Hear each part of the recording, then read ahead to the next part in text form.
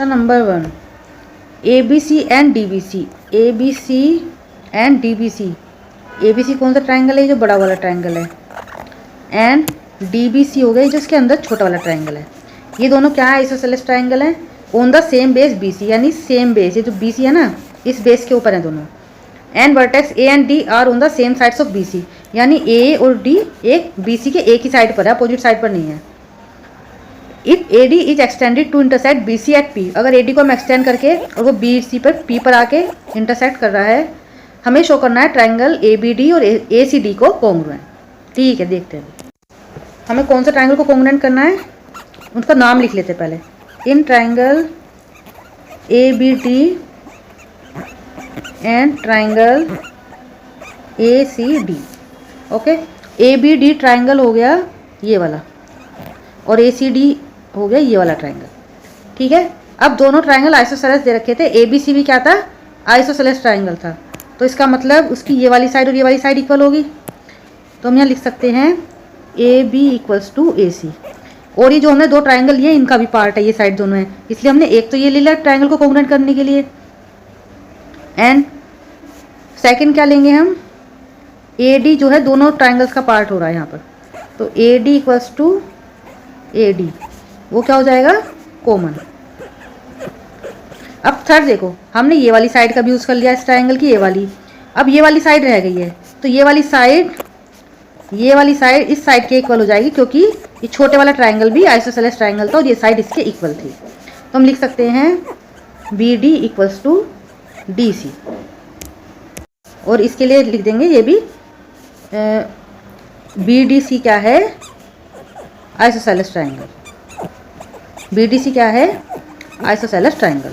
और A B ए सी के equal इसलिए था क्योंकि ए बी सी भी एक आइसोसेलेस ट्राइंगल था। ए बी सी भी क्या था? एक आइसोसेलेस ट्राइंगल। ओके, अब हमने तीनों कोई भी ट्राइंगल को कॉन्ग्रुएंट करने के लिए तीन प्रॉपर्टी की जरूरत होती है, हमने तीनों दिखा दी हैं। तो हम इजीली बोल सकते हैं triangle A B D is congruent triangle A C D. और प्रॉपर्टी कौन सी जाएगी? हमने तीनों साइड का यूज़ किया है, तो साइड से दोनों ट्राइंगल्स क्या हो गए? कॉन्ग्रुएंट। हमने ये वाली साइड इसलिए ली थी, ये वाली, क्योंकि बड़ा वाला ट्राइंगल आइसोसेलेस था तो उसकी दोनों साइड इक्वल होती हैं। ये हमने इसलिए लिया क्योंकि छोटे वाला साइड ट्राइंगल भी आइसोसेलेस है, उसकी दोनों साइड इक्वल हैं। और ए डी जो है ये कॉमन आ रहा है, तो ये वाली साइड और ये वाली साइड हमने तीनों का यूज़ किया है, तो साइड से ट्राइंगल क्या हो गया? कॉन्ग्रुएंट।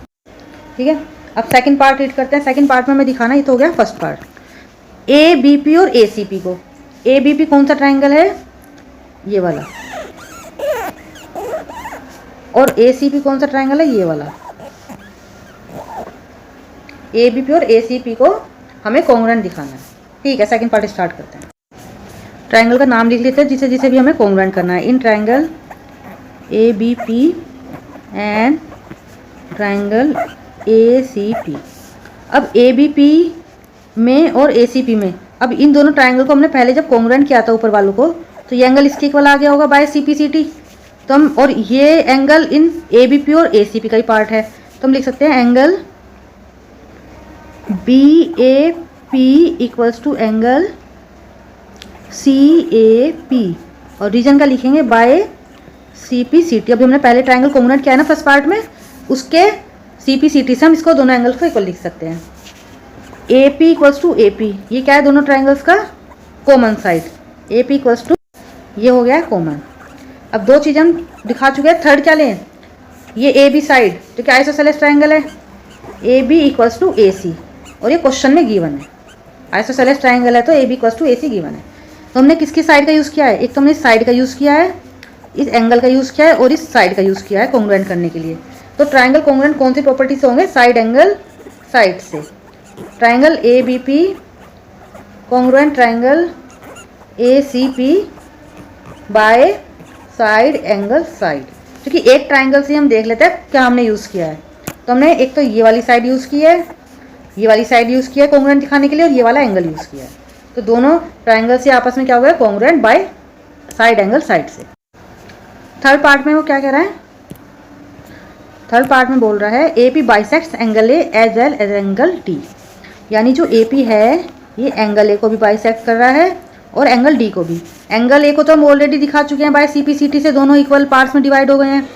अब हमें इसे और दिखाना है, तो इसके लिए हम क्या करेंगे, ये नीचे जो ट्राइंगल है B D P and triangle ये वाला, इन दोनों को कॉन्ग्रुएंट करके ये एंगल इक्वल दिखा देंगे by C P C T. तो हम ट्राइंगल का नाम लिख लेते हैं।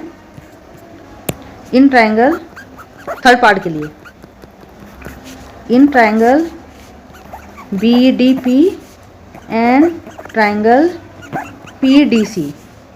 ठीक है, अब बी पी इक्वल्स टू हो गया पी सी, रीजन क्या है, by C P C T.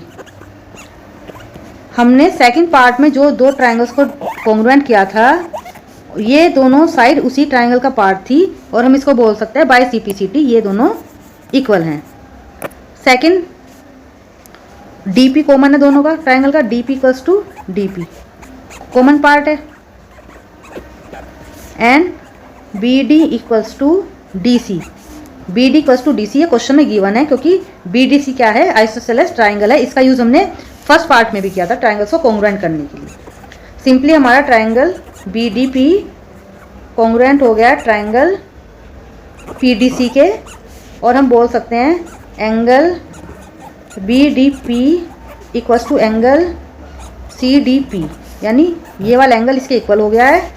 Then D P या फिर ए पी भी जो बाइसेक्ट कर रहा है, डी पी या A P bisect angle A and D.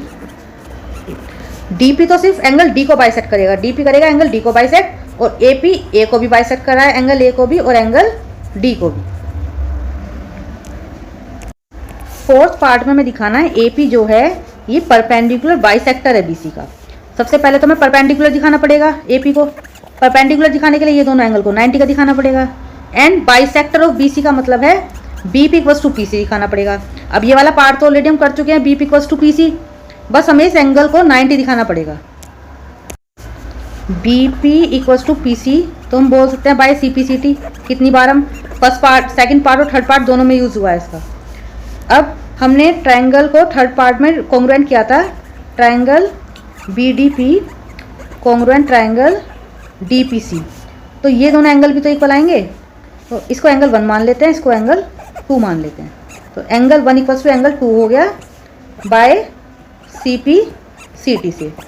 अब एंगल 1 और 2 क्या है, एक लाइन पर भी दोनों एंगल हैं, तो एंगल 1 + 2 कितना हो जाएगा 180 डिग्री, क्योंकि बाय लीनियर पेयर भी फॉर्म कर रहे हैं ना दोनों। अब एंगल 1 और एंगल 2 दोनों इक्वल हैं, तो हम एंगल 2 की जगह भी एंगल 1 पुट कर देते हैं। तो angle 1 equals to 180, angle 1 equals to 90 degree, क्योंकि 180 से डिवाइड होकर ये 90 बचेगा। तो एंगल 1 भी 90 डिग्री आ गया और एंगल 2 भी 90 डिग्री। अब हम इजीली बोल सकते हैं जो ये ए पी है ये परपेंडिकुलर बाइसेक्टर, परपेंडिकुलर भी शो कर दिया है हमने, बाइसेक्टर भी शो कर दिया है, तो ये बी सी का परपेंडिकुलर बाइसेक्टर है।